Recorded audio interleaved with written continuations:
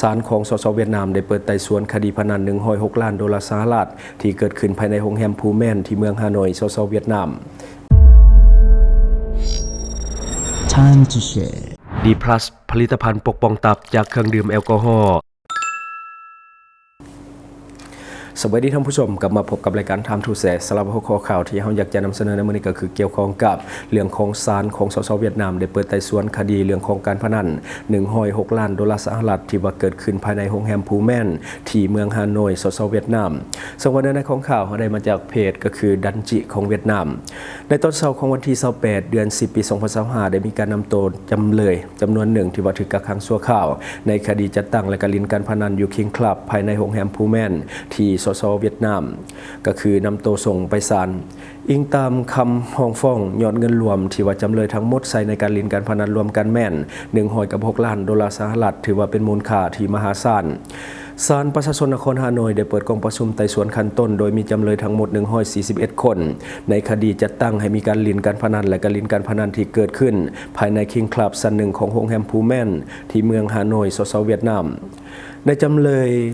141 คนมีเพียงส่วนน้อยเท่านั้นที่ว่าถูกกักขังชั่วคราวต่อมาในเวลา 7:20 น.จำเลยที่ว่าถูกกักขังชั่วคราวได้ถูกนำตัวไปศาลโดยรถเฉพาะกิจก็คือรถขนส่งนักโทษในคดีนี้มีจำเลยทั้งหมด4 คนที่ได้หลบหนีและก็ถูกออกคำสั่งติดตามนำจับกลุ่มก่อนจะได้มีการไต่สวนกับมี2 คนที่ว่าเขามามอบตัวโดยตนเองส่วนอีก2 คนก็คือยังสืบต่อในการหลบหนีและก็จะมีการสืบสวนต่างหากหากว่าจับตัวได้ก็มีเท่าเฟอร์ดึกยางอายุ51 ปีและเท่าวูแทงตุงอายุ44 ปีผู้ที่ว่าถูกจับในข้อหาที่มีการจัดตั้งให้มีการลินการพนันทั้งหมดมี5 คนก็คือมีคนสัญชาติเกาหลีใต้จำนวน3 คนและก็คนเวียดนาม2 คนผู้ที่1ก็คือเท่าโชชูกึนก็คือสัญชาติเกาหลีใต้และคนที่2ก็คือซิมฮอนฮีอันนี้ก็เป็นคนเกาหลีใต้เช่นกันและก็คนที่3ก็คือชอยจินบุกก็คือสัญชาติเกาหลีใต้และต่อมาก็คือฟานเจียงหยางสัญชาติเวียดนามและก็เวียนดิงลำสัญชาติเวียดนามสำหรับนักโทษลินการพนันทั้งหมดมี136 คนในนั้นมีอดีตรองประธานคณะกรรมการประชาชนแขวงฟูโถโฮไดยุงและก็ทานงงอกดึกอดีตเลขาคณะพรรคนครฮาบิงจากคำฟ้องระบุว่ายอดเงินรวมที่ว่าจำเลยทั้งหมดได้ใช้ลินในการพนันในครั้งนี้แม่น106 ล้านดอลลาร์สหรัฐในนั้นคนที่ซื้อคิมอินซุงเป็นคนที่ได้กำไรจากการเล่นการพนันผิดกฎหมายหลายที่สุดก็คือ 9.2 ล้านดอลลาร์สหรัฐคือบทบาทของคิงคลับที่ว่าอยู่ในโรงแรมพูแมนเนาะก็คือสโมสรคิงคลับตั้งอยู่ในชั้นหนึ่งของโรงแรมพูแมนที่เมืองฮานอยสสเวียดนามเป็นของบริษัทเวียดไฮดังซึ่งว่าได้รับอนุญาตให้ดำเนินธุรกิจเกี่ยวกับเกมอิเล็กทรอนิกส์แบบมีรางวัลสำหรับคนต่างประเทศเท่านั้นที่จะเข้าลิ้นได้ซึ่งยังบ่มีการอนุญาตให้คนเวียดนามเข้าลิ้นประมาณว่าเป็นคาสิโนสำหรับคนต่างชาติที่ว่าเปิดภายในเวียดนามทานคิมอินซุงสัญชาติเกาหลีใต้เป็นผู้คุ้มครองคิงคลับได้ช่วยโอกาสเปิดให้ชาวเวียดนามสามารถที่จะเข้าไปเล่นการพนันได้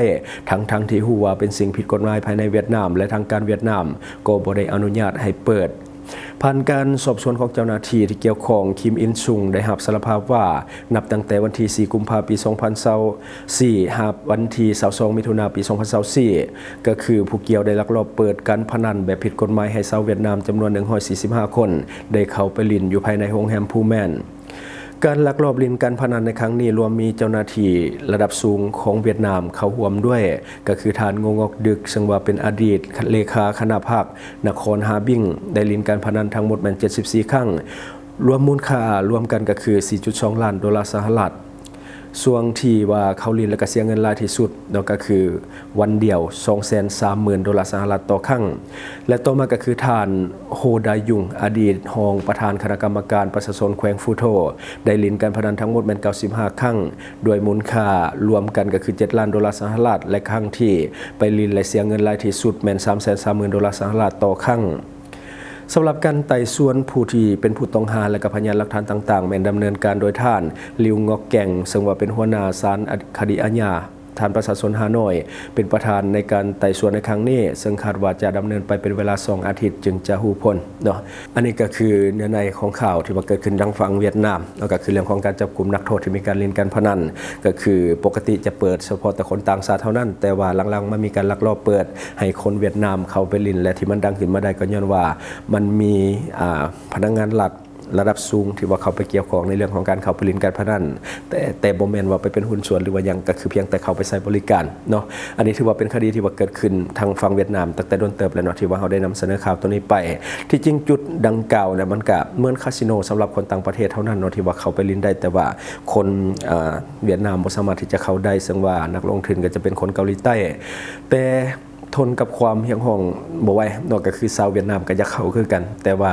ทางการบ่อนุญาตก็เลยว่ามีการเปิดโซนหนึ่งขึ้นมาสำหรับการลินการพนันให้กับคนเวียดนามโดยเฉพาะซึ่งว่ามีคนเวียดนามจำนวนหลายที่ว่าเขาไปใช้บริการซึ่งว่ามีการผัดเปลี่ยนแล้วก็หมุนเวียนกันมาเลยมีการลักลอบเปิดเนาะเป็นโซนเฉพาะเวียดนามต่างหากซึ่งว่าผู้ใดที่ว่ามักเสี่ยงโชคหรือว่ามักลินการพนันก็สามารถที่จะเข้าไปใช้บริการซึ่งว่าจะแยกกับโซนที่เป็นของต่างประเทศเพราะว่าของต่างประเทศเจ้าหน้าที่ก็จะไปกวดตลอดเนาะซึ่งว่าสำหรับคนเวียดนามนี่ก็จะเป็นที่ลับๆอยู่ในคิงคลับ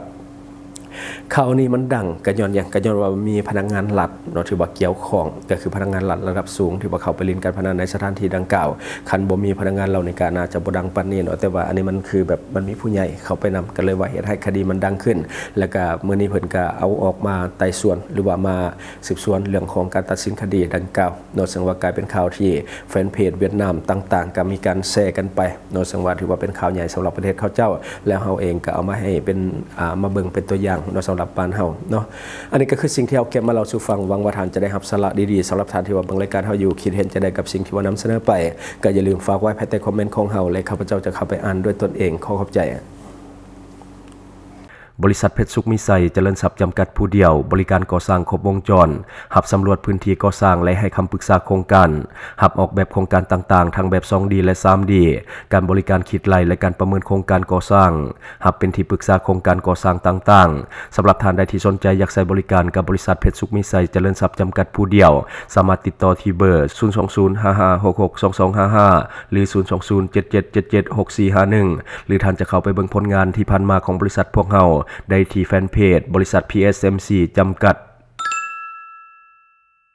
อยู่เมืองลาวใช้แต่เงินกีบลาวและส่งเสริมผลิตภัณฑ์ภายในเพื่อลดผ่อนการนำเข้าสินค้าและแก้ปัญหาเงินตา Subscribe for more video.